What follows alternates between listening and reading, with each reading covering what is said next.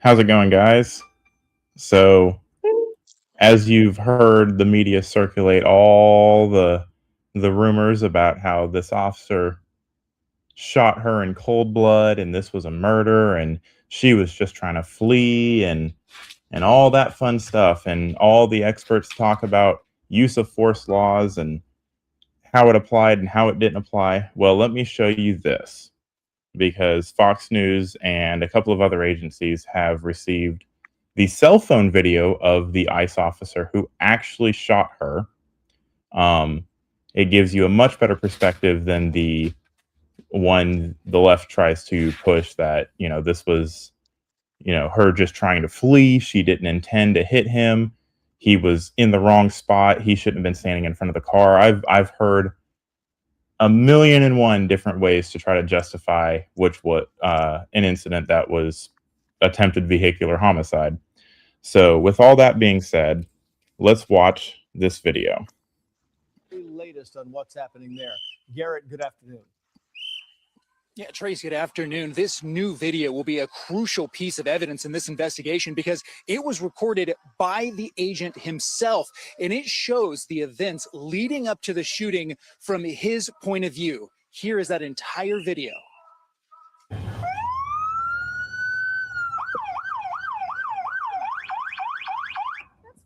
She looks very scared, doesn't she, guys?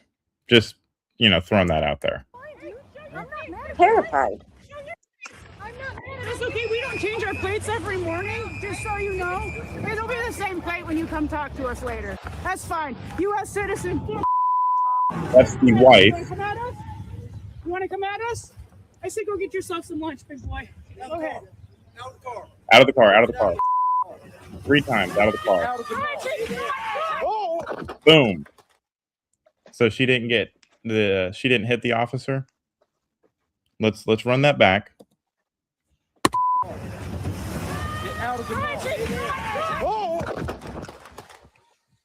Yeah, you can hear that. You can hear her make contact. Yeah. But mind you, right after that, he shoots her. And as sad as that is, I don't think it's going to get any more clear that he was hit by the car. I've heard people say that he never got hit. He shot her from the side. Let's play that one more time.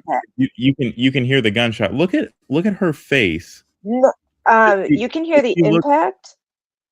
Yeah, the impact of him getting hit. But right there is a little bit longer. Yeah, right before that though, listen to this. Go ahead. Out of the car. Get out of the car. Get out of the car. Did you hear that? Yeah. Drive, baby, drive. Baby. And then she punches the gas. Yep. And then he gets hit. That's why the phone is facing the sky right now, because he's now drawn down on her.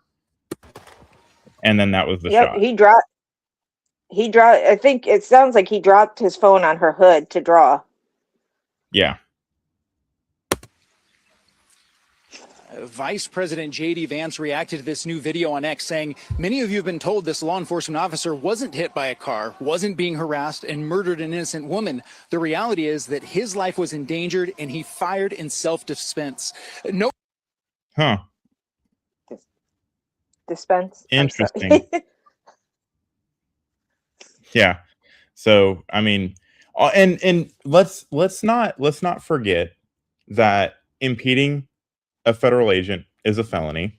Let's not forget that fleeing and eluding and failure to obey lawful orders by a federal agent are also crimes. Let's not forget that taking off. Let's pretend the officer that shot her wasn't even standing there, not even in that realm. The officer that was trying to get her out of the car was still holding on to the car, and that is assault on a police officer. Then she drives off, which is fleeing and eluding. So this is layers on layers on layers of her fucking fault.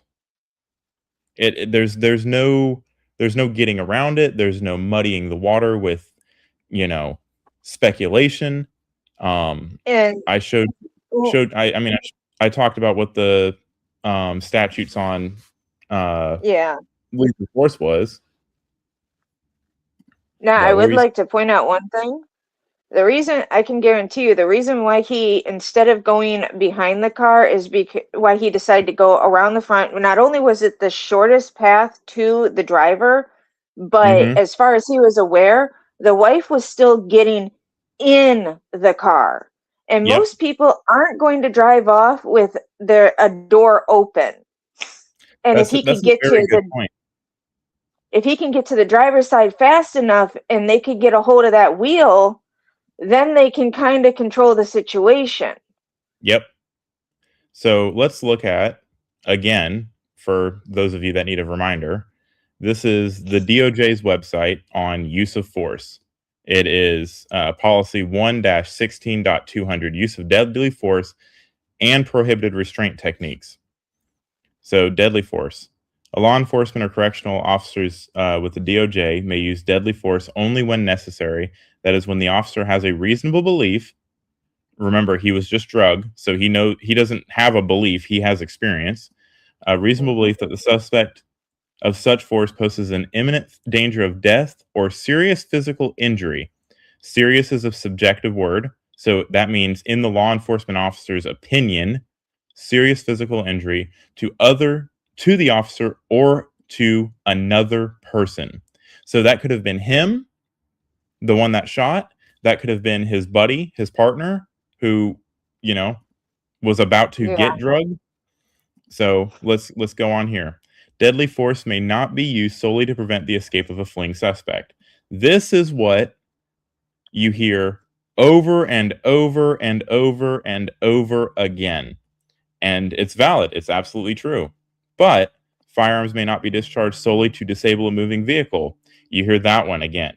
Specifically, firearms may not be discharged at a moving vehicle unless the person in the vehicle threatening the officer or another person with deadly force by means other than the vehicle. So that what that means, or what I interpret that to mean, because I'm not a lawyer, that means that double check that.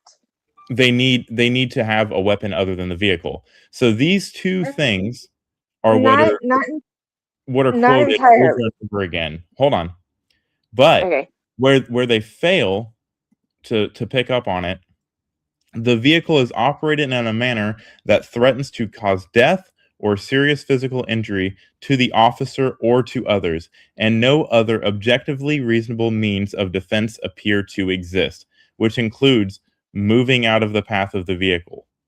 Yes. So, with all of that being said, let's run it back one more time, because I want you to form your own opinion on this and tell me if the officer, while on the hood of the car, has any means of escape. You want to come at us? You want to come at us? I say go get yourself some lunch, big boy. Go ahead. Antagonize him.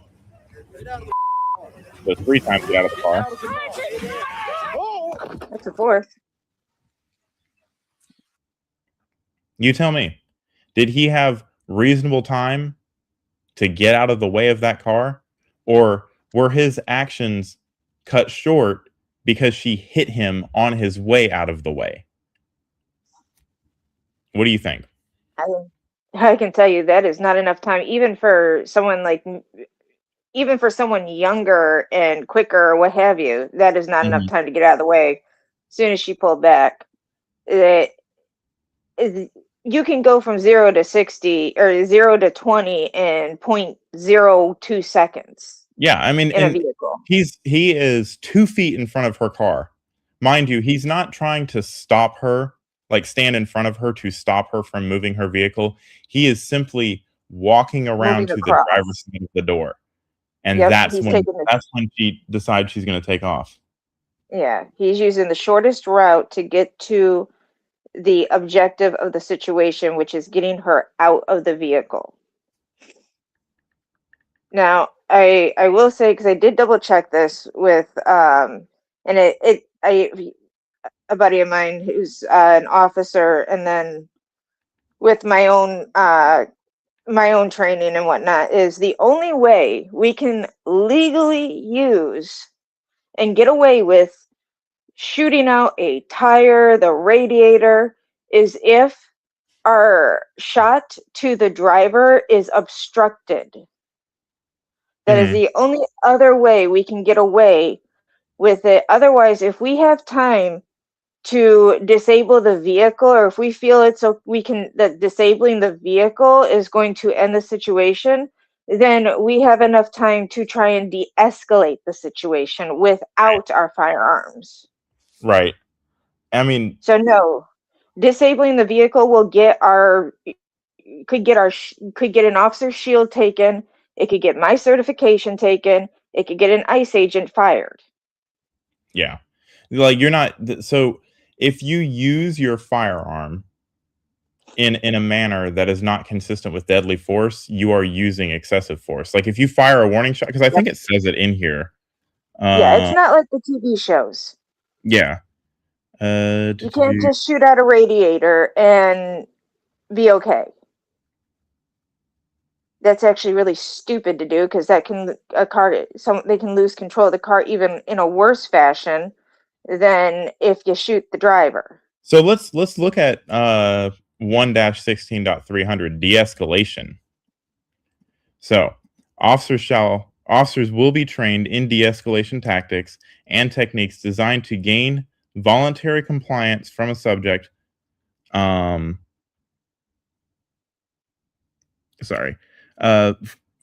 such tactics and techniques would be employed if objectively feasible and would not increase the danger to the officer or others. So that's a lot of words to say. If you can de-escalate the situation, de-escalate it. If you can't, you don't have to sit there and negotiate with her before she runs you over. She has already made up the big girl decision that she's going to at least drive away. The moment she pulls back, that's when de-escalation is over. The moment that car moves from a parked position, de-escalation is over and done with. That's for any officer. That's for armed security. That's for police. That's for federal officers. That's for military. The moment that car starts moving, de-escalation is over and done with. You can't talk to somebody in a moving vehicle. Like, that's how that works. And you can't, from outside the vehicle, you cannot stop a vehicle from moving. Yeah. And no, that does not also mean that now you have one of the other officers could have tried to disable by blowing the tire out. Unless they've got spike strips in their vehicle or on their body, there is no disabling the vehicle. Spike strips are only for car chases. Trying to use them not in a car chase is stupid, and it's going to get you in trouble. So you have to use every means available to you, and if you don't have that available, it's outside of the conversation anyway. Yeah. Like, I've seen people say, well, why didn't one of them go and grab spike strips and just let her go and then get in front of her and throw out spike strips? What? Yeah. Yes, we're talking about an officer that was being run over. That's irrelevant to the point. That's 10 miles down the road. That if he didn't shoot her, that's what they would have done. They're not thinking. They're thinking of what would have kept nobody from dying. And they're not thinking of the immediate situation. They're thinking, oh, if they had just let her, because before this came out, it's like, well, why didn't they just let her go and then chase her down? Yes, let's put the rest of the public in danger just to make sure she lives. So we're gonna put children in danger. We're gonna put the public in danger. We're gonna put people in danger of a fast-moving, obviously emotionally agitated person in a vehicle, a deadly weapon, just to make sure that one person hopefully lives. Yeah. Right. Not to mention it's icy roads and bad conditions, so she could lose track of Exactly. the vehicle. And there are protesters who do play a role in this right outside the Yeah. officers, that their operating area, because they're all trying to block them in. Yep. And there's still people out there protesting right now. I mean, you can look at it however you want to do it, but there is very clear-cut case law on this. I forgot what there's like Supreme Court rulings on it. I forgot what they were. I'd have to go look them up again. But this isn't the first time an officer has shot at a fleeing suspect, a moving vehicle, yeah. But after being hit. Right. Let's go to this one right here. With the very latest on. We begin this hour watching Minnesota and Portland, Oregon, protesting in some cases in those areas turning violent, not free speech, but all-out chaos. And in Minneapolis, it's following the ICE-involved shooting. The victim there we're learning more about, known as a far-left activist with some ties to some interesting people and groups. Portland, Oregon, 2 shootings overnight. I should say 2 people shot overnight, tied to Trinidad, Aragua, according to the Department of Homeland Security. Oh, yeah. We will get into all of it this hour. I'm Harris Faulkner. You are in the Faulkner Focus. Things got pretty ugly in Minnesota last night. Oh my God, drag him back.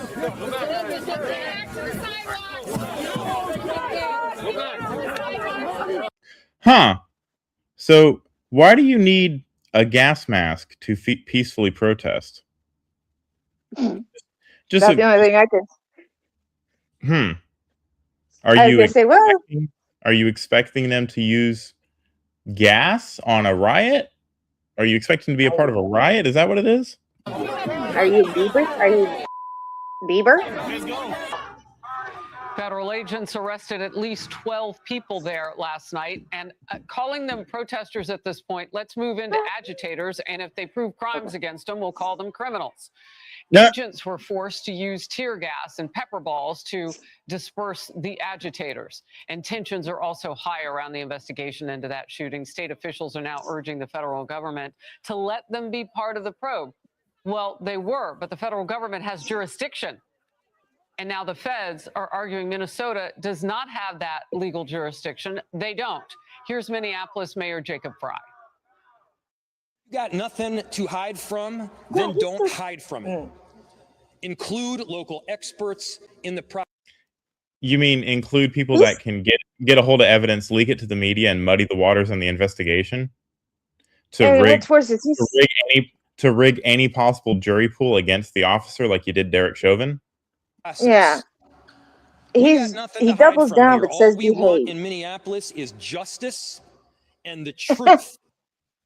And of course, before he could go further, he had to explain why he was dropping F-bombs and promised not to make any more. But he wants us to find experts. I hope he doesn't consider himself one. Well, just to into Fox now, brand new video from the Daily Mail. Watch this closely. I've only seen it once, right before we came to air. Their reporting shows the woman killed, Renee Nicole Good, was already blocking the road for 4 minutes before that confrontation with ICE agents. She was doing so that her wife. So I want something to be pointed out right here, because I just got a comment saying that he drew his gun before she accelerated. He drew his gun when she put the car in reverse while his partner was still hanging into it, indicating she had the intent to drive away with his partner hanging out the window, which is protocol. Yep.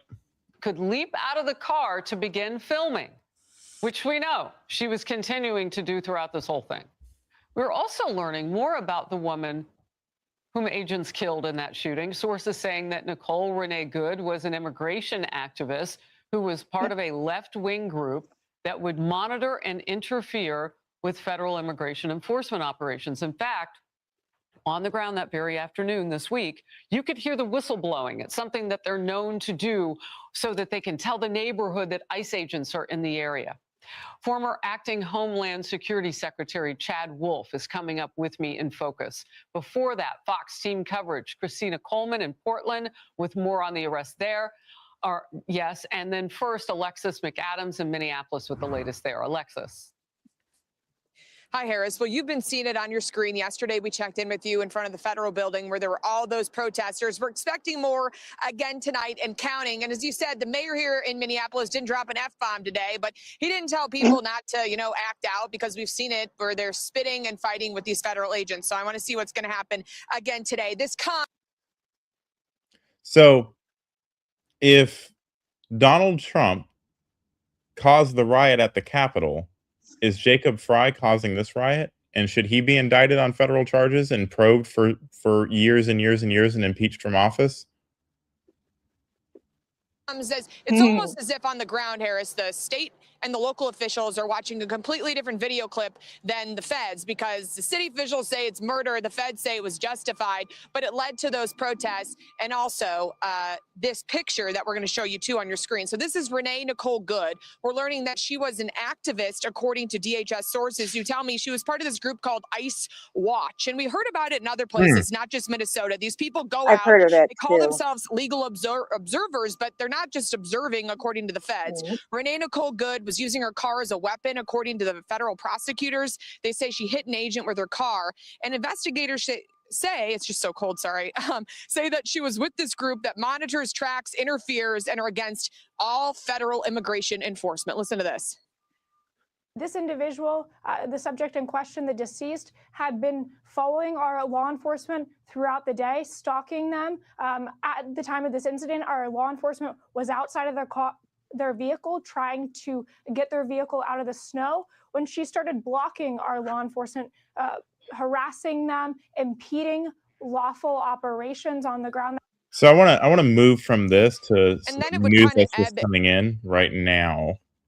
Hey, I would play, if you can, that there's a short, I know it's in the Gen Chat by Curly Boy Chuck. It plays a little bit further past, but just so if you do play it, you can hear the gunshots, but it shows a little bit more of that first clip from the ICE agents point of view. If you can, if you can play that. I'll go to it in a little bit, but okay. Trump, we have, what do we got right now? I can't see anything when I'm on stream. Yeah, I know. I'm adding it. This is Trump meeting with oil executives for plans for Venezuela's reserves. Oh.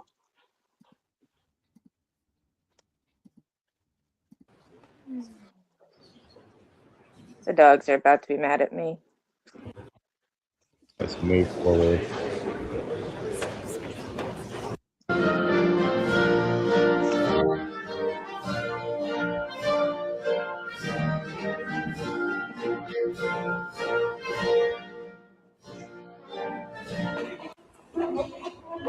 Well, it's a great honor to be with among the biggest companies in the world, by far, I would say.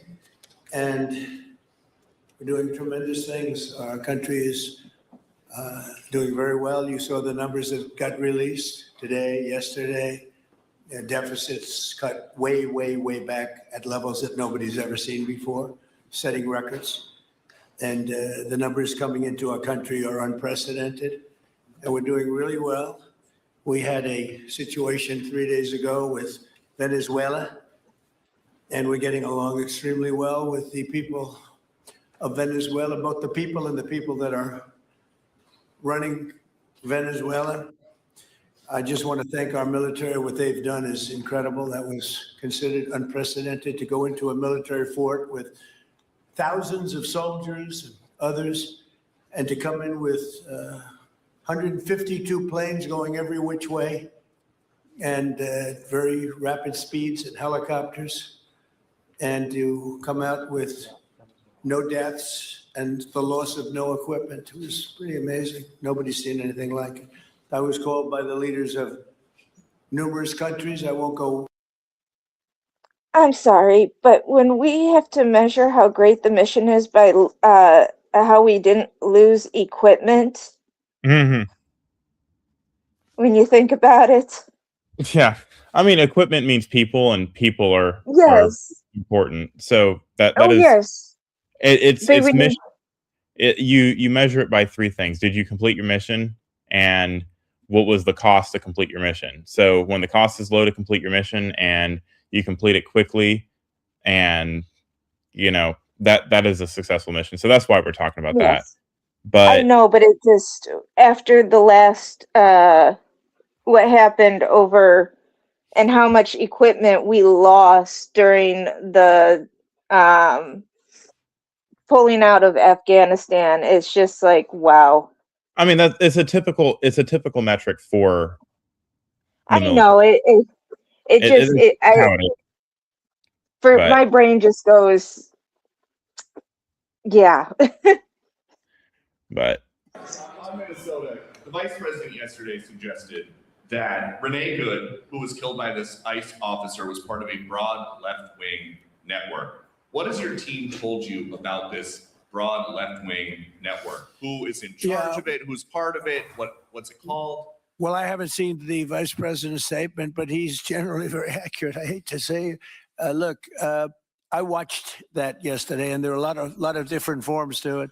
But there was a woman screaming, "Shame, shame, shame, shame." She was a agitator, probably a paid agitator, but in my opinion, she was an agitator, a very high-level agitator, so professional. She wouldn't stop screaming. I said, "This isn't a normal situation. This is a professional troublemaker."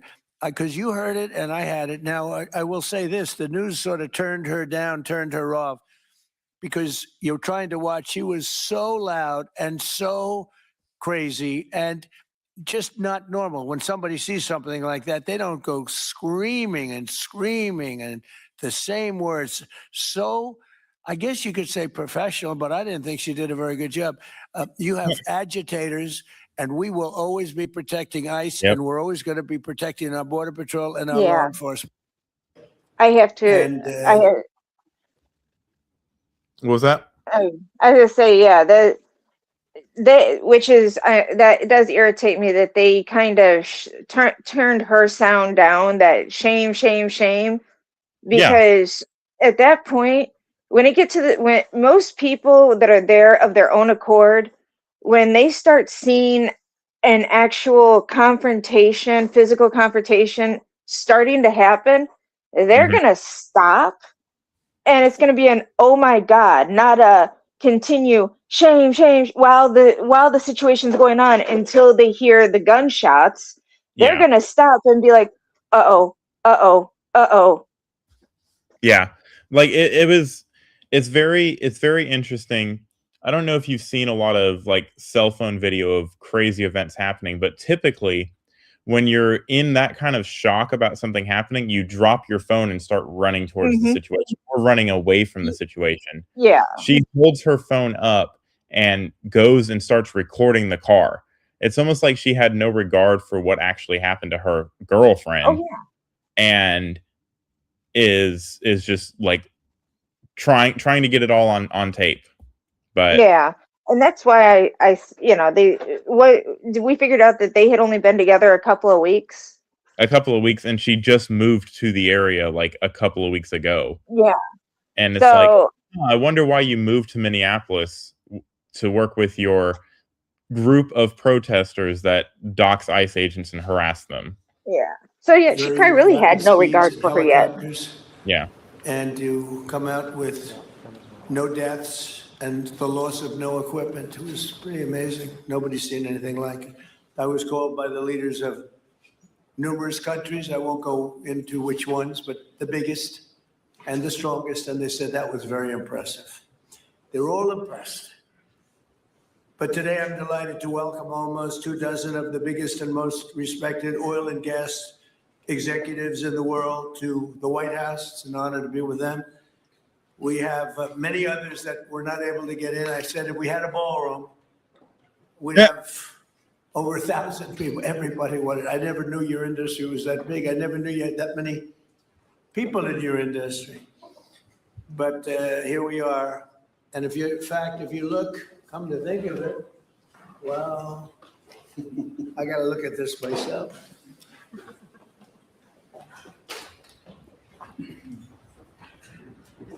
Wow. What a view. This is the door to the ballroom. What a unusual time to look. But I figure we might. He's always got to add a little bit of If the levity fake news to would like to things. go back and take a look, you can, but you'll see a very big foundation that's moving. We're ahead of schedule in the ballroom and under budget. It's going to be, I don't think there'll be anything like it in the world, actually. I think it's be the He said best. Russia has a ballroom. Why can't our I? biggest room, which would Right? seat 100 for dinner, maybe, if you're lucky, if you're nice and tight. And the ballroom will seat many, and it'll also take care of the inauguration with bulletproof glass, drone-proof ceilings, and everything else, unfortunately, that today you need. So we're See, going to that's another discuss reason why how I these agree great with that. American companies can help rapidly rebuild Venezuela's dilapidated oil industry and bring millions of barrels of oil production to benefit the United States, the people of Venezuela, and the entire world. And yesterday, the number is 30 million barrels. I can't even, is that a correct number? 30 million barrels. You hear that, Peter? Of oil was given to us by Venezuela. That's a lot of oil. It's about $4 billion worth, and it's on its way to the United States right now. And we want to thank Venezuela for that. And we're working very well with them, obviously, or they wouldn't have been so generous, but they respect us. Again, they didn't respect us at all before. So that's money that goes to the United States. Some will go to Venezuela, and some will go to the oil companies, but not that, because that's already been extracted. So when you're not getting any of that, but when you start extracting, you'll get. But it's tremendous reserves, among the biggest in the world. Some people say it is the biggest in the world. And we're going to be working with Venezuela. We're going to be making the decision as to which oil companies are going to go in, that we're going to allow to go in. Going to cut a deal with the companies. We'll probably do that today or very shortly thereafter with Chris and Doug. And we're dealing with the country, so we're empowered to make that deal. And you have total safety, total security. One of the reasons you couldn't go in is you had no guarantees, you had no security, but now you have total security. It's a whole different Venezuela, and Venezuela is going to be very successful. So that's something that should be. I'd like to see how that plays out, because I mean, personally, I'm not an oil company, but if I had the history, that I had with Venezuela, I wouldn't be too eager to jump into Venezuela after Yeah, everything again. happened. They basically stole the leases from them, and no president has done anything to stop them from doing that. And Trump doesn't exactly get to run things for very much longer. He only has 3 years to pay for the reinvestment costs that it would cost to go get that place up and running. Is hundreds of billions of dollars, which is 10, 15 years before they're going to start seeing returns on those investments, not to mention the amount of security you have to have and all of that fun stuff. So I mean, it would be. I completely agree with you on The United that. States are going to be big beneficiaries. What's that? I was gonna say I'm of the same mindset with you on that. No, what I was gonna say is, however, if we knew for a fact that whoever comes in after Trump is going to continue to make sure that it doesn't happen again, and can make sure it's a permanent situation, then I would jump right in and be like, okay, let's go. But with our history with them, yeah, I completely agree. I'd be a little scared to just 2 feet jump in and gun ho, let's go. Maybe like a year by year contract just to make sure.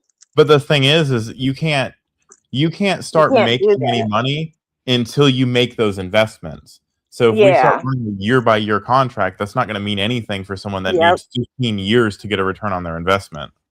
Yeah, it's just, I don't know, it's just kind of like the first thing, because I don't know why that popped in my head. I'm having one of those days, man. It's because we're going to be extracting, numbers in terms of oil, like, few people have ever seen, actually. So You're dealing with us directly. You're not dealing with Venezuela at all. We don't want you to deal with Venezuela. Let me thank Vice President J.D. Vance, who's doing a fantastic job. Secretary of State Marco Rubio, likewise, a fantastic job. I have good people. I like them better than my first group. But we had a great, despite that, we had a great first term. We had some great people there too, by the way. But we had a great first term. We had the greatest economy in the history of our country in the first term, but this is blowing it away. And you haven't seen anything yet. Everyone's been shocked by the numbers, 5.4% GDP. And that's despite the fact that we were badly hurt by the Democrat shutdown, of which they'd like to see if they could shut it down again. Secretary of the Interior, Doug Burgum, was fantastic. Secretary of Energy, Chris Wright, recommended by Doug as being the greatest oil man anywhere in the world. Because I wanted Doug for that job, energy, and Doug said, no, sir, there's a man named Chris Wright. I said, who the hell is Chris Wright? He said he's the most talented oil man anywhere in the world. I doubt you can get him because typically oil men make a lot of money, and women. They make a lot of money, but Chris came. You took one of the greatest salary cuts probably in history, Chris. Right? But he's a fantastic person, loves our country, and many other important members of this team. And I want to thank them for their efforts. As you know, last week, the United States Armed Forces performed one of the most spectacular military operations in American history, apprehending the outlaw dictator Nicolas Maduro for his crimes against the United States, crimes for which he has now been indicted and is in federal court awaiting trial. And he killed many people, millions of people, actually, and allowed jails, prisons, mental institutions, insane asylums, drug dealers, drug addicts to pour into our country totally unchecked because of Sleepy Joe Biden's policy of open borders, the stupidest thing I've ever seen. We're getting them all out. The departure of Maduro makes possible an incredible future for both nations, Venezuela and the United States, in which we will more closely integrate the economies of two major energy powers in the Western Hemisphere. Energy coming out of Venezuela was very small. One of the things the United States gets out of this will be even lower energy prices. We have people now getting gasoline for $1.99, $1.96, $1.95, $1.92 yesterday, somebody. That'd be It nice. used to be $3.50, $4, $5 a gallon. Mine was $1.81. $1.81. Really? Decades ago, Yep. the United States built Again. Venezuela's oil industry at tremendous expense with American skill, technology, know-how, and dollars. But those assets were stolen from us, and we had presidents who did nothing about it.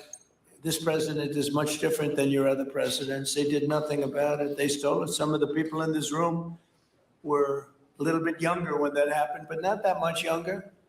It wasn't that long ago, but they stole our assets like we were babies. And the United I think a lot of people forget that. Like, Yeah. that, you know, Hugo Chavez basically just Took it. said, yeah, it's ours now. Yeah. Which is another And- reason why you should be skeptical as an oil man to go in there and do it all over again and invest more money just to lose it. But Yeah. And I've had multiple people when I'll comment, they're like, they'll say, I can't believe we're stealing Venezuela's oil. It's not. It was ours. It was ours from the jump. What do you mean? We built their oil infrastructure, correct? It was Right. American ingenuity, engineering, and an industry that built it as a way to work with Venezuela. It was supposed to benefit both of us. yeah. And It was a joint benefit. Chavez basically pirated it away from us. Yeah. I mean, and I think Trump is trying to go back to that model where we basically profit Yeah. share with Venezuela. Like they're sanctioned from selling oil to pretty much everywhere around the world. So what he's doing is, I think, like 30% of their oil production he's buying at market price Yeah. and giving back to the Venezuelan people. He's what basically trying to go back to the original agreement. what I personally think should happen, and this is just me, I think he should leave it in the hands of the Venezuelan people. You know, let's not send our infrastructure over there, our Again. companies and stuff over there. Let's let them invest in it. Let's let them, put the capital up based off of the oil sales that they're getting from the United States, reinvest in their manufacturing so that, they've all lost, all the companies have kind of recovered from their losses from that situation. Yeah. But, let the Venezuelan people create an oil company that can sell oil to the United States. And they can't sell it anywhere else. They're not going to use it all.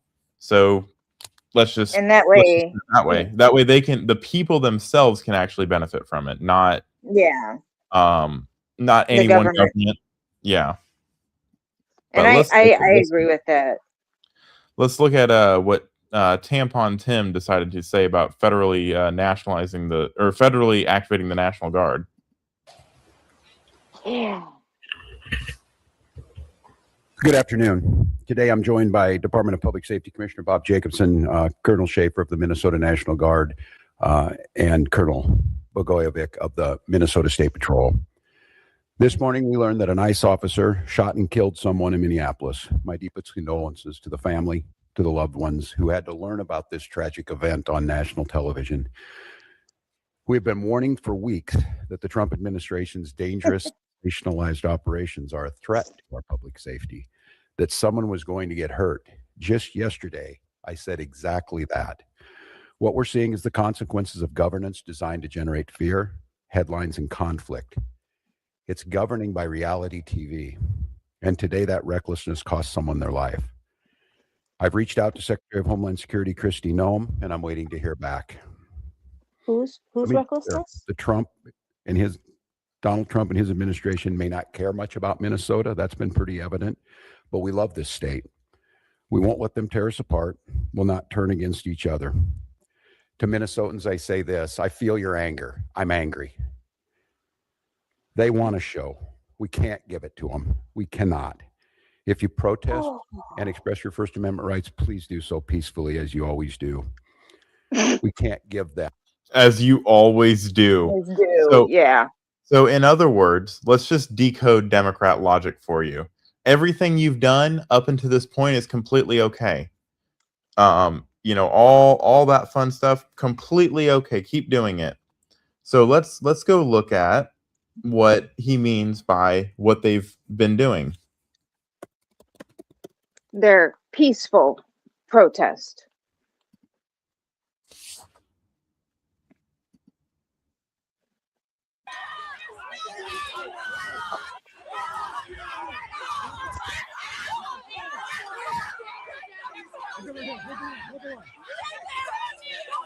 Guys, I'm gonna have you guys back up. Please, back up. Show your faces! Show your face!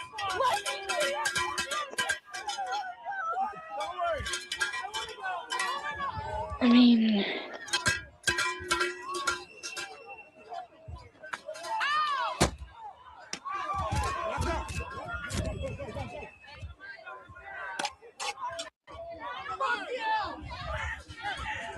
okay. It gets better.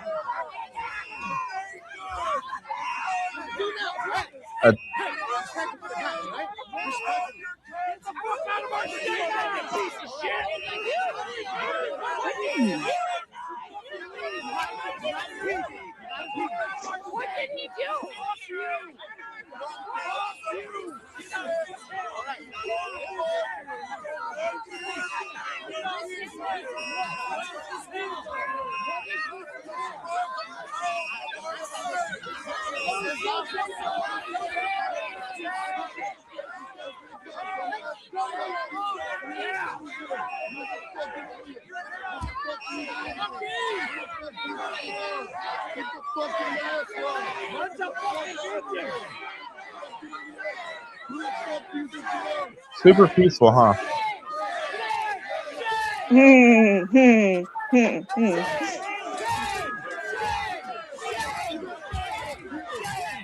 There it is again. That shame, shame, shame. Not to mention they're hitting him. Yeah. So when I was taught about peaceful protesting, Civics and economics, you know, American history, civil responsibilities. Yeah. it was a sit-in. It was you go and you sit down and you calmly make your statement, your where you sit, where your statement known, what your beliefs are. It was a sit-in. It was a stand on the side of the road. You chant, you sing songs. That's what when I think of peaceful protest, actual peaceful protest, it's standing on the side of the road. It's getting your signs up. It's not cussing. It's not screaming. It's singing songs of unity and against whatever it is you're protesting. Now compare That's that what to I this. was taught. That is a riot from what I was taught.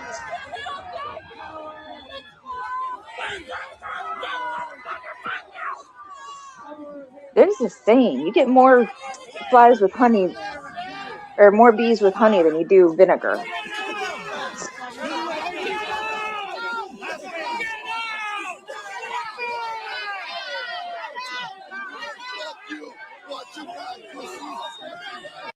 Did you hear that? I missed that last little bit.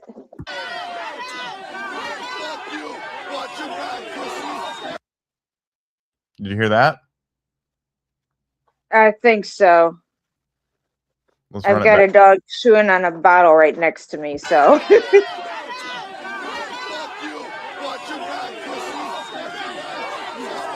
Watch your you. back, please. Yep, I got that. Fuck you. Watch your back, pussy.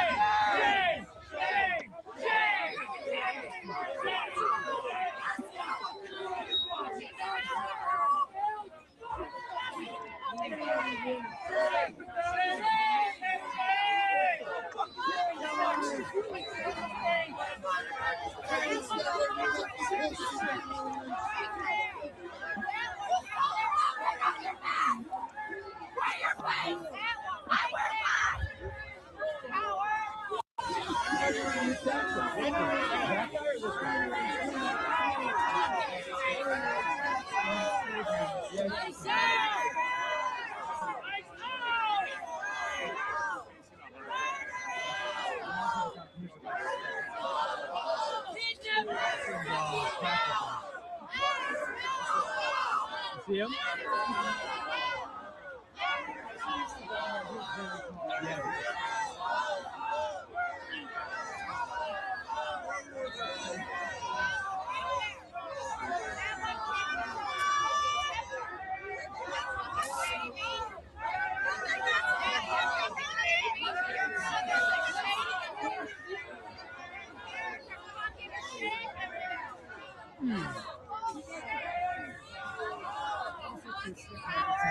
Let's move on.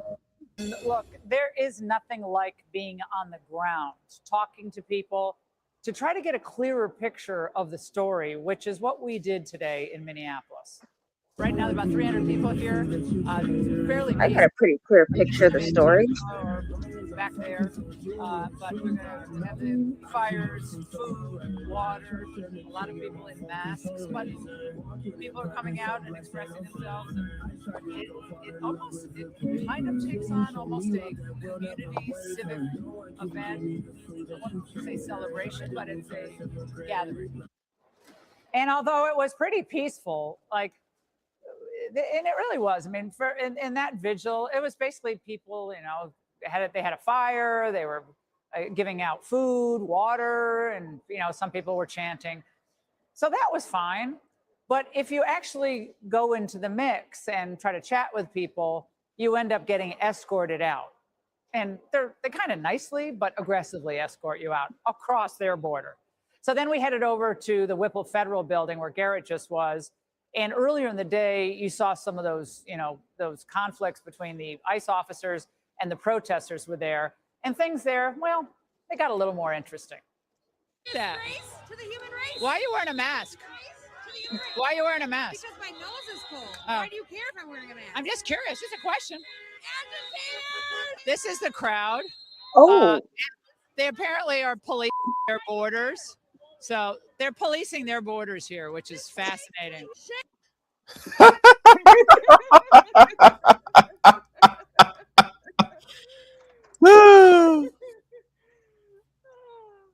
Now the news are Oh, agitators. really? So boring.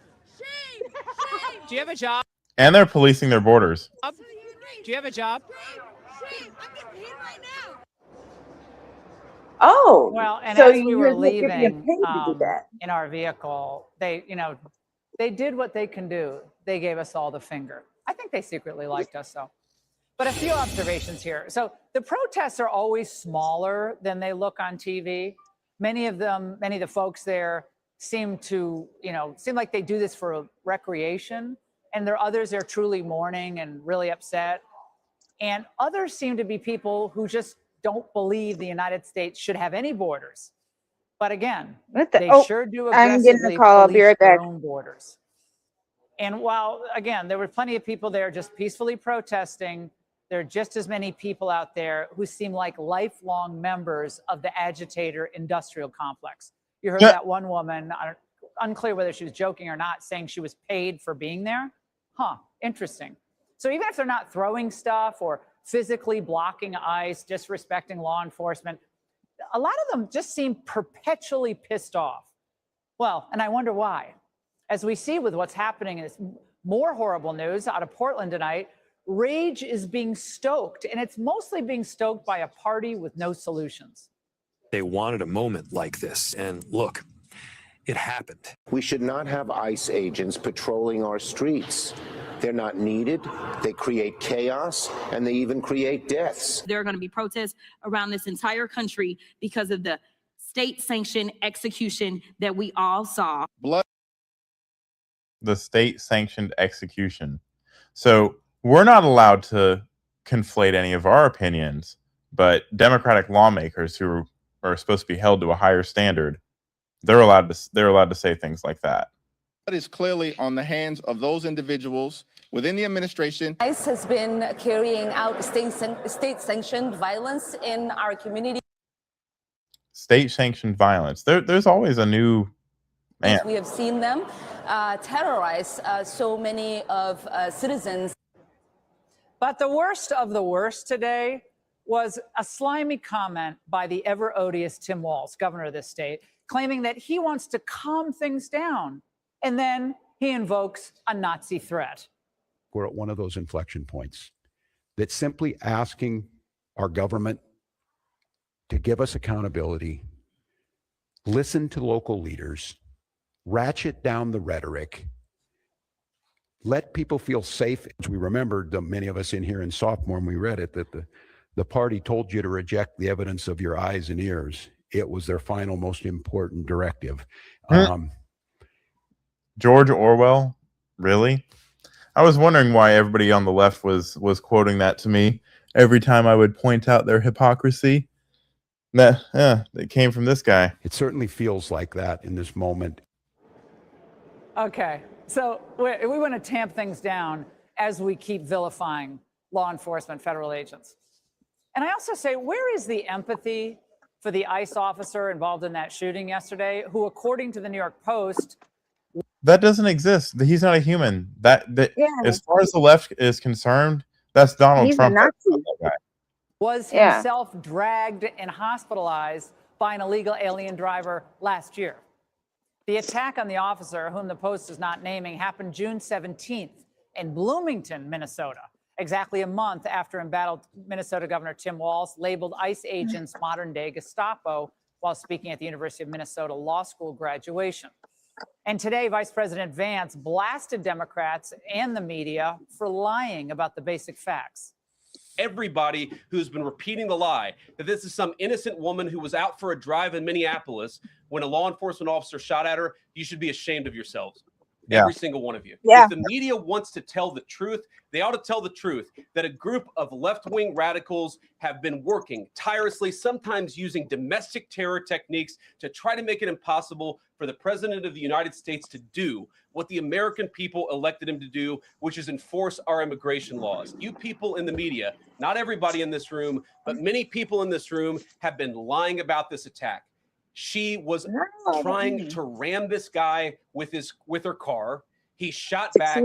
He defended himself. He's already been seriously wounded in law enforcement operations before. I'm Steve Ducey. I'm Brian Kilmeade. And I'm Ainsley Earhart. And click here to subscribe to the Fox. So completely baffling, but let's tone the rhetoric down while we accuse them of being Gestapo. Let's tone the rhetoric down while we talk about ratchet it up. Activate our National Guard, and it's our National Guard. Let's talk about George Orwell, unironically, about us believing our lying eyes. I don't know. I mean, are your eyes lying to you, Tove? Last time I checked, only one.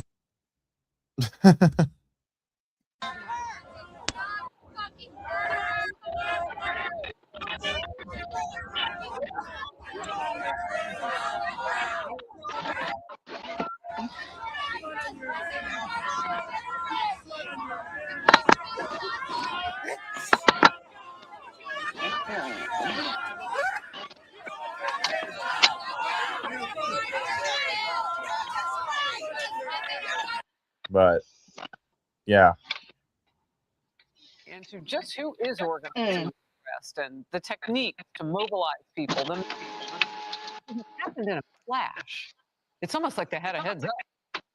Chief Washington correspondent Mike Emanuel has more from D.C. Mike.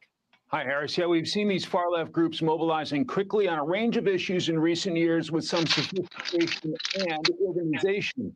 A group called Refuse Fascism wrote this week, from Venezuela to the streets of Minneapolis, the Trump regime murders and demonizes whole peoples. Party for Socialism and Liberation posted ICE murderers out of Minnesota trying to rally supporters to a protest last night. Vice President J.D. Vance is calling for following the money to some of these far-left groups. When somebody throws a brick at an ICE agent or somebody tries to run over an ICE agent, who paid for the brick?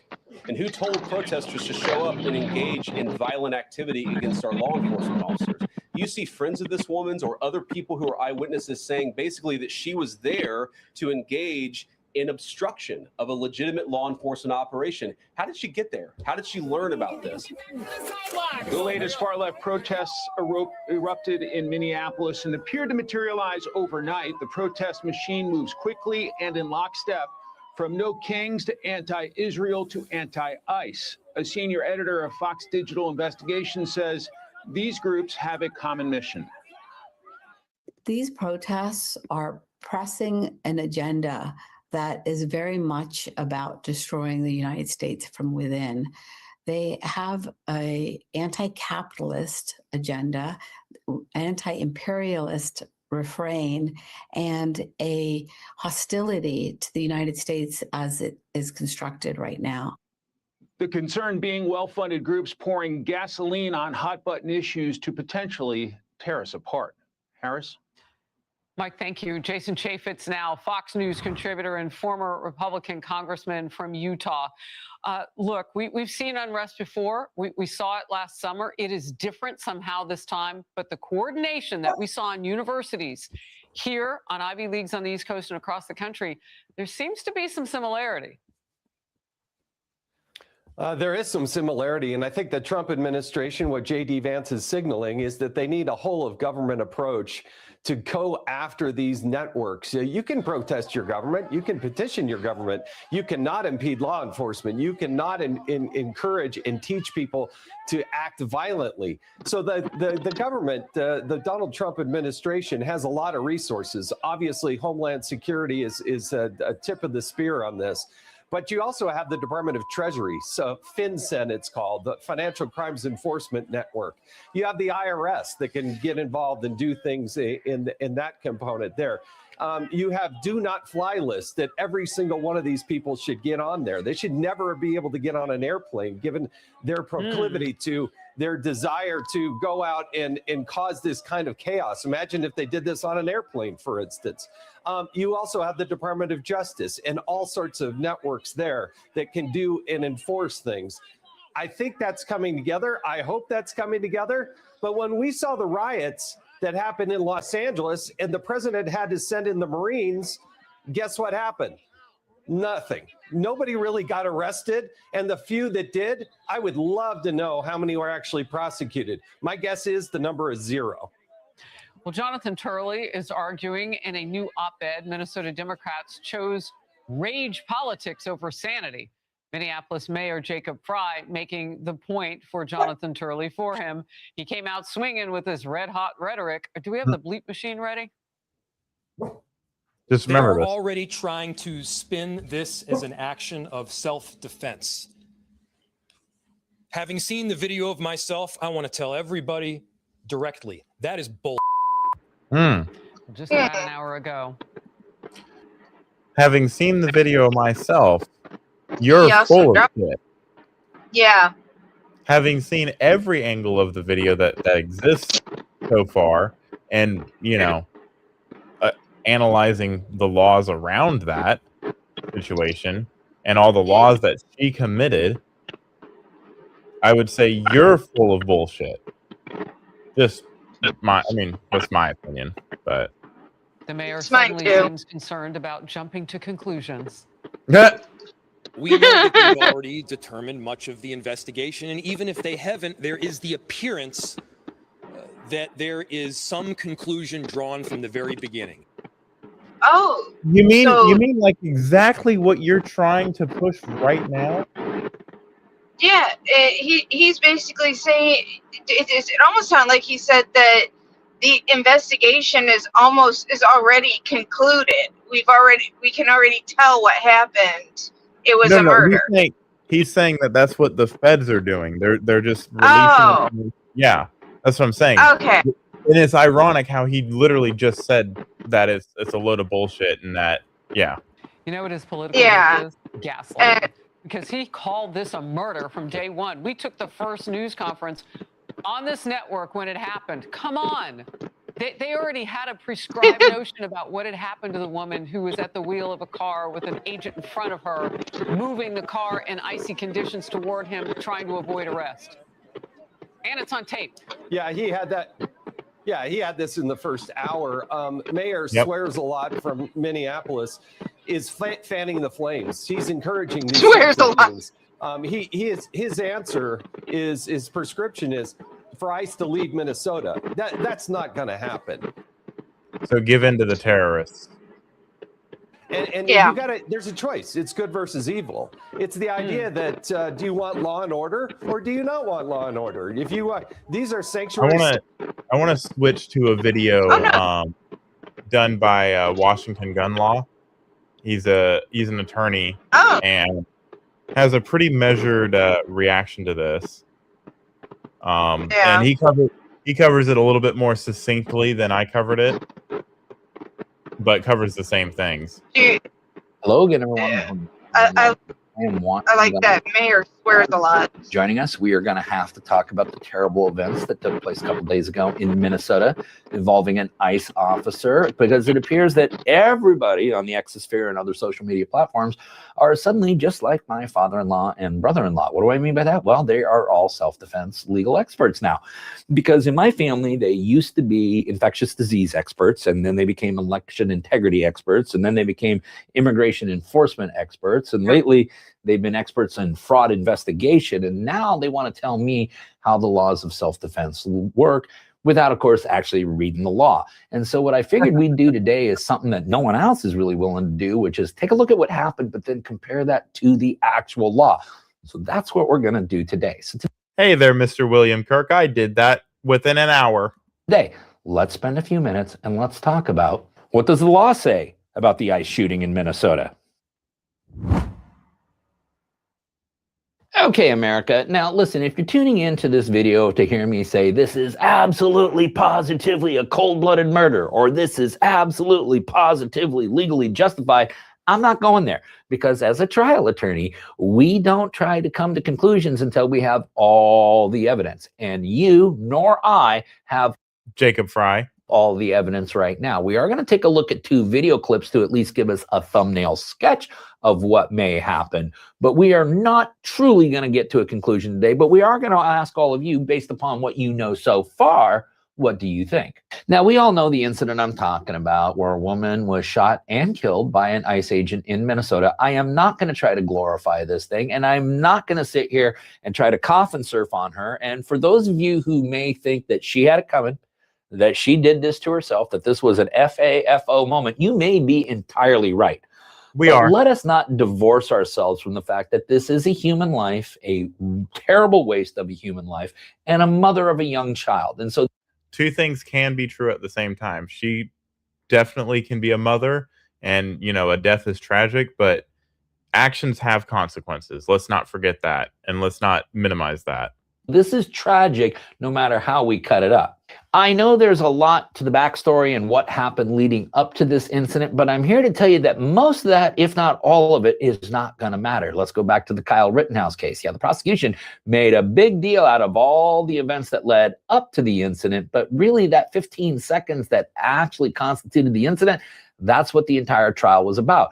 And so what led up to this will have little, if any, importance. As a matter of fact, the assessment of whether or not this was a lawful use of force is going to be based on really just a few seconds of time. And with that in mind, let's take a look at the first video clip that most of you have probably already seen. Now, I'm going to warn you that we'll probably stop it a little early simply because Google and YouTube have a tendency to completely crap themselves about here, but we will link up the videos below so that you can actually see them in their entirety. This is the first video, the one you've all seen.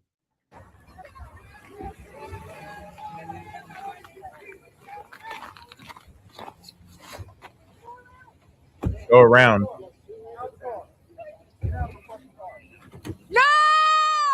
No! Shame! Shame! Oh my God!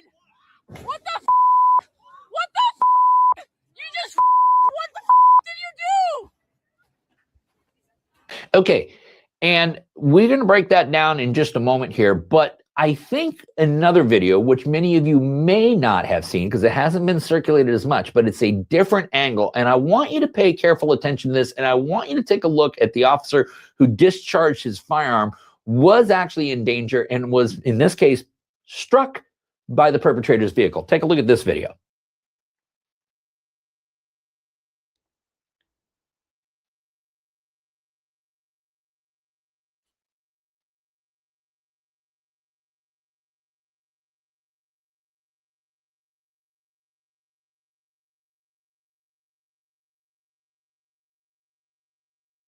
Okay, so when we go and we do a video breakdown of this right here, it's all going to be focused on, was this officer, the one you can barely see here, or in this case, this officer right here, same guy, was he actually placed in imminent threat of death or serious bodily injury? In general, there are 4 legal justifications for using lethal force. These are them right here. We're going to ignore 3 of them because we're going to just talk about this first one right here, which is that you yourself are in imminent threat of death or serious bodily injury. If this officer was in fact in imminent threat of death or serious bodily injury, he probably has legal justification for using lethal force. Now, I think we can all agree, we can probably all agree that getting run over by a car is certainly imminent threat of death or serious bodily injury. So if that was... But Mr. Lawyer Man, why didn't he just move out of the way? was a possibility, if that actually was the reality of what could occurred, then there is a strong likelihood that the officer's actions here were lawfully justified. But for all of the people, the Jacob Freys of the world and everything like that, that are just coming to their own legal conclusion, might I remind them to check out what Minnesota law says. For example, Minnesota Statute 609. I'm pretty sure I covered this. 066, authorized use of deadly force by peace officers. Oh, there's a statute directly on point in Minnesota that talks about when peace officers may use lethal force. Yeah, there is. And here's what the statute says. A, notwithstanding the provisions of section 609.06 or 609.065, the use of deadly force by a peace officer in the line of duty is justified only if an objectively reasonable officer would believe, based on the totality of circumstances known to the officer at the time and without the benefit of hindsight, that such force is necessary. Remember that, without the benefit of hindsight. So this is, you place your officer, or you place your brain into that officer for the 2 seconds that he had to react, not the 10 minutes of analyzation that we've done over and over and over again. Yeah.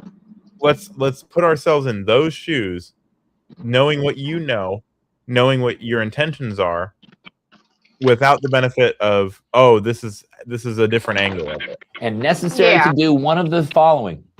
1, to protect the peace officer or another from death or great bodily harm. Him and his partner, so he's covered twice. Yeah.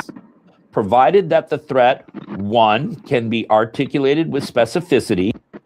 She was running from law enforcement, hit one law enforcement officer, and was about to drag another one. 2, is reasonably likely to occur absent action by the law enforcement officer. And well, we saw that it didn't occur because he did complete the action. And 3, must be addressed through the use of deadly force without unreasonable delay. Well, he didn't wait until she got all the way past him to shoot him. She didn't Which wait is until a he was fancy underneath legal the way car of saying either. you need to be able to articulate a very good reason and prove to us that you really did not have any other options. Now, the imminency, that is, how quickly could this happen, is always a critical component.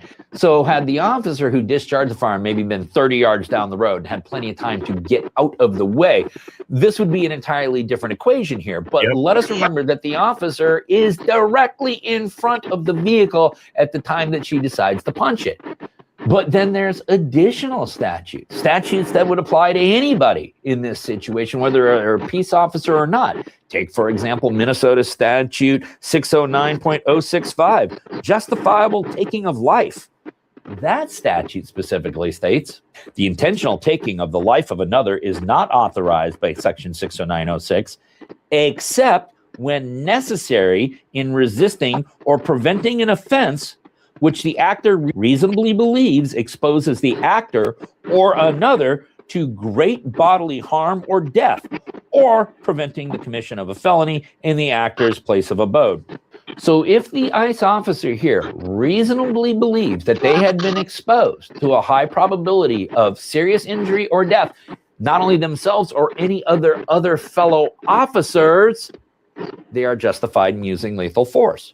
And then, and of course, Governor Tim Walz and Mayor Jacob Frey should know this because it is Minnesota law, and it took us all of about 10 seconds to look it up. I find it absolutely hilarious that they're covering all this. Believe it or not, there is specific law that talks about the authorized use of force against police officers. So let's say that for whatever reason, the now deceased believed that she had absolutely every right in the world to block traffic, to go out and protest, to obstruct, hinder, delay, whatever she was doing with the ICE operations. Understand that this Minnesota law specifically states deadly force used against peace officers. Deadly force may not be used against peace officers who have announced their presence and are performing official duties at a location where a person is committing a crime or an act that would be a crime if committed by an adult. Well, it is very clear that they did announce who they were. They did announce their presence. And what was their whole purpose of being there was to round up people for what? That's right, illegal activity. She wasn't even, like, she wouldn't have been in any situation if she just minded her own business. Okay, and then there's one other little legal issue that we need to discuss. And I do believe that some who believe this was cold-blooded murder are going to start beating on this drum anytime now. And I think it would be relevant if the officer was, in fact, more like 20 or 30 yards down the road and had a serious opportunity to get out of the way of the moving vehicle. Because in Minnesota, believe it or not, they have a duty to retreat. Just another strike against Minnesota, why it is really one of the most terrible states in America right now. But under Minnesota law, if you are in a public place and can safely avoid a confrontation or escape from danger, the law requires you to do so before resorting to force. He was on top of the hood of the car. He cannot safely avoid There's a confrontation. nowhere. And he's a law enforcement And he was officer. trying to get out of the way. He was. That's why he made it to where he made it and didn't just get swept up underneath the car or go up over the windshield. All right. And again, if we take this officer right here, put him all the way down the street here, then I think we could at least analyze this under a duty to retreat. But when you are a mere few feet from the front of a vehicle, which is clearly hell-bent on accelerating in your direction, you don't really have that opportunity to retreat. So, America, seeing both of these video clips, understanding the legal framework, what's your opinion? Do you believe that this was a justified use of lethal force, or do you believe this was excessive force and thus... This was cold-blooded murder. Right? That's no. That's what my narrative constitutes a homicide. And that is the $64,000 question. But now let's take more of a 35,000-foot view and ask ourselves this. How did we get here? How did we get here?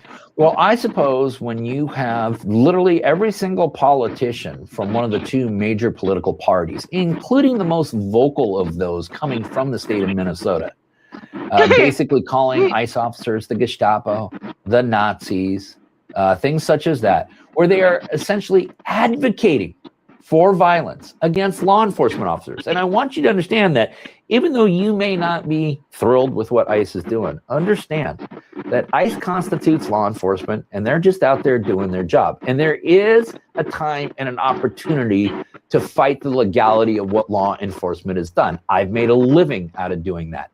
It does not. He has. Mind you, he is a gun rights lawyer in the state of Washington. And a criminal defense lawyer in Washington. Yeah. Occur on the street, however, it occurs in the courtroom. And it is this villainization, it is this violent, vile rhetoric that has come from one side of the political aisle that has created this very incendiary situation, one of extreme volatility. And unfortunately, I'm not sure that this will be the last incident that we have to break down where someone gets violent with an ICE officer requiring them to defend themselves. Okay, so once again, I ask all of you, what do you think? Lawful use of lethal force? Yeah. Anybody that doesn't know who this guy is, I'd encourage you to go follow him because he does a lot on the national stage about gun rights, but this particular one is, just happened to be sent to me by one of my friends. It is, I came to these conclusions pretty quickly. I'm biased and I'm gonna take the side of law enforcement, but I actively tried to discredit, because that's how you should look at it. You should try to discredit your own argument. And I looked for ways to push it out. And I looked for ways that, that I've heard over and over again. He shouldn't have put himself in front of the car. He shouldn't have done this. He shouldn't have done that. At what point do we stop saying shoulda, woulda, coulda about someone who's defending themselves and start blaming the lady that put herself in that position and wanted violence, chose violence, assaulted him, ran him over, and ultimately paid the price for those actions? Yeah. At what point do we do that? And what's really crazy is when when they first started talking about sending ICE into cities and states, honest to God, I thought Chicago was going to be the war zone. Honest to God, I thought Chicago was going to be the biggest problem, that we were going to see this stuff Oh, this has happen. happened already. You know what's crazy about this, Tove? This has already happened in Chicago. Oh, I know him getting drugged. Yes, I know. But it was like, it almost seems like this is actually ratcheted up even worse than Chicago was. Yeah. I did not expect to see this level of, or, well, I shouldn't say I didn't expect. I should not be surprised that Tim Walz is now suggesting civil war in his own state. But I can guarantee you, I can almost guarantee you that any National Guard, they might be in the state, they might live in the state, they're gonna take their oath first to the Constitution before they defend the state. If the state is literally calling for civil war, they're not going to want to go up against the entire might of the freaking United States military. And it wouldn't even take that much. It would probably take maybe the surrounding states National Guard, and they're just going to be like, okay, we're done. Yeah, I mean, we shouldn't speculate on any of that stuff because it's just hyperbole at this point. I know, but it's just crazy that I didn't think he was that stupid. I mean, we know he is. We saw him debate JD Vance. That's true. I shouldn't be surprised, but at the same time, I kind of am, if that makes sense.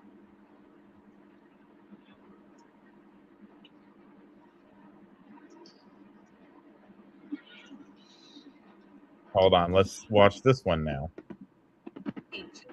This is 3 months ago. After allegedly using their vehicle to ram into federal vehicles, the Department of Homeland Security says there was another alleged vehicle ramming it just blocks away. That one caught on. Tonight, the Department of Homeland Security says there were 2 separate alleged incidents of drivers using their vehicles other vehicles with federal agents. According to a federal criminal complaint, Marimar Martinez and Anthony Ian Santos Ruiz used multiple vehicles to strike a vehicle driven by federal agents in Brighton Park yesterday. Prosecutors say Martinez and Ruiz used their vehicles to box in the agent's car. Court documents I remember that. Unable to move his vehicle. This is a strategy that protesters are using, and it has turned deadly. So wasn't there another woman that was there's been several shot? of them. I want to get through all these though. Out and fired about 5 shots at Martinez. DHS says yesterday Martinez allegedly attempted to run over agents and was armed with a semi-automatic weapon. Martinez drove off, but paramedics found her at a repair shop about a mile away from the scene. An ambulance took her to the hospital where her gunshot wounds were treated. Ruiz also drove away, but prosecutors say police found him and his vehicle at a gas station about a half a block away. Yeah. This video, captured by a witness shared with ABC News, was taken at Kedzie and West 40th Street. We slow it down to show a uniformed officer pointing a gun. Ruiz's SUV is also seen at the gas station. Court documents say it's the same gas station where agents later detained him. Prosecutors say the 2 were allegedly part of a convoy that followed agents after a CBP operation. Tonight, we're learning about an apparent second incident involving a driver allegedly ramming a federal vehicle. This video captured from about 6 blocks north. Here you see the driver of a black SUV ram into the back of a white pickup truck with flashing blue lights. It's not clear who is driving the SUV. The SUV chases the pickup down Kedzie towards the direction of protesters. A second black SUV slams into the first one, and what appear to be uniformed officers jump out. That video has been widely viewed with the claim it showed the original attack on federal agents, but DHS says it's from another, what they called, quote, vehicle assault. DHS also says that unidentified suspect is in federal custody after attempting to run ICE agents off the road. Several agents were taken to the hospital, but it's unclear how they're doing tonight. As for Martinez and Ruiz, both are in custody, charged with assaulting, impeding, and interfering with a federal law enforcement officer. Huh. And then we Yeah, go. that's what I was thinking of. Have to fire their weapons while they're on the top, but the agency says they had to do it yesterday after 2 criminal illegal aliens tried to ram them with their vehicle when they were trying to arrest them. So this all happened yesterday in the Colorado area. After agents from ICE's Denver field office reportedly targeted illegal aliens at the construction site. Now, after the attempted vehicle ramming, ICE says one of their agents shot at the aliens in self-defense, but they escaped in their vehicle, which they later abandoned. They are now on the run with a manhunt underway for them as we speak. ICE says there were no injuries and adds in part, quote, 2 criminal aliens attempted to ram their vehicle into ICE officers during a targeted enforcement operation in Colorado Springs, Colorado, July 31st. As a result of their violent actions and to protect the officers and agents on site, an officer fired 3 shots into the vehicle. The aliens fled and later abandoned the vehicle. Law enforcement officials are currently searching for the fugitives. But no, nothing like that's happening. Right? I knew it was happening. I forgot about it. I knew about the one with the chick, the lady that rammed them and got shot. And first they were trying to say that she was shot and killed, and then turns out she wasn't. Yeah, I don't know. I didn't know about the other ones. So we got this but one right here. Hold on. Matt, this is something we were talking about. Rear ends them.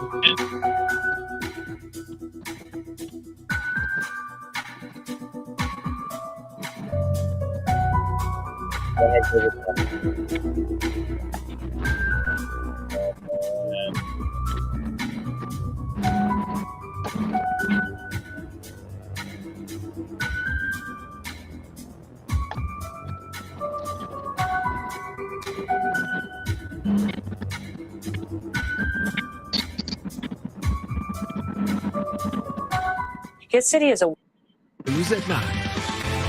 And our top story tonight, another volatile scene erupting between federal immigration agents and a person they were seeking.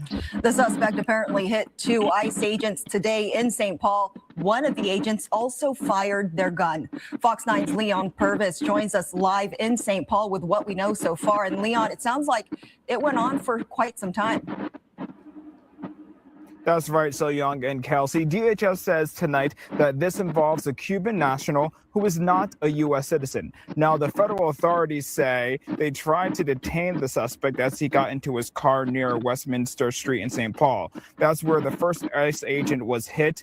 Agents say the suspect drove off, hit 2 parked vehicles, and then the second ICE agent was hit. That agent fired their weapon. The Department of Homeland Security says the man then went to his apartment complex, rammed another ICE vehicle, and then took off on foot. Just seen the agents roll up real fast, and they jumped out of the car and started firing. It sounded like there was 3 shots that went off.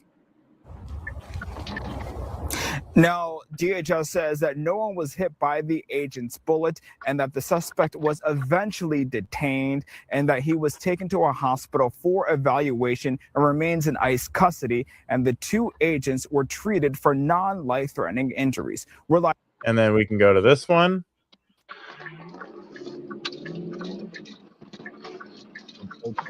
In Chicago. This standoff in the street happening after 2 illegal migrants from Venezuela were arrested for allegedly ramming their vehicle into a Border Patrol SUV. Todd Pyro joins us with more. Todd. Yeah, it doesn't seem to be getting better in the Windy City. Good morning to all 3 of you. Illinois Democrat Governor J.B. Pritzker blasting federal agents for using tear gas to disperse violent crowds of anti-ICE rioters. Pritzker saying, quote, ICE is recklessly throwing tear gas into our neighborhoods and busy streets. The Trump administration must stop their deployment of dangerous chemical weapons into the air of peaceful American communities. Now, those protests were anything but peaceful. Prior to the deployment of the tear gas, Chicago police were trying to de-escalate an anti-ICE mob when people in the crowd began getting violent. Chicago PD confirming the incident, saying, quote, individuals began throwing objects at the federal agents, at which point the federal agents deployed tear gas into the street. Now, this mob began to form after the arrest of 2 illegal migrants that DHS says rammed their vehicle into a Border Patrol SUV and then attempted to flee the scene. The driver and the passenger involved in the pursuit were Venezuelan nationals who entered the country illegally. The driver, an ICE fugitive, who was ordered to be removed in August of last year. Once the 2 were taken into custody, that crowd began to form.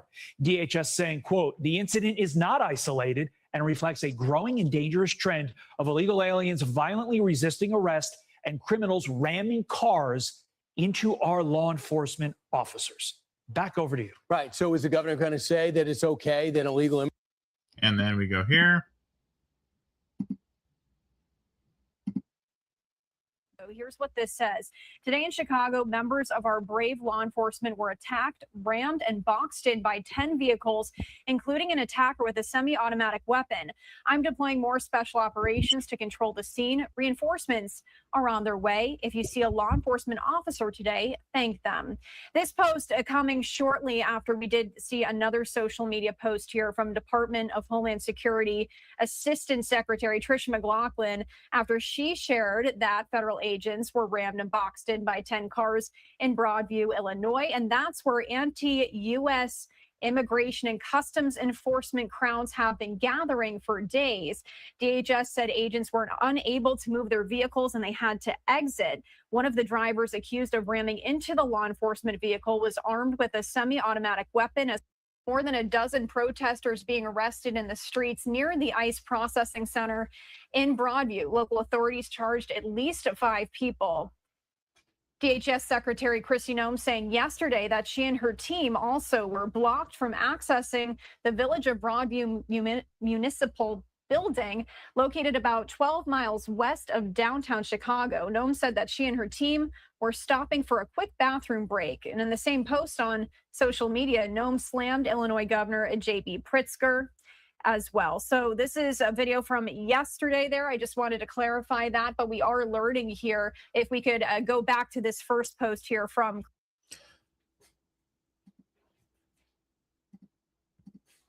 So yeah, they have many different examples of people using their vehicles as weapons against ICE.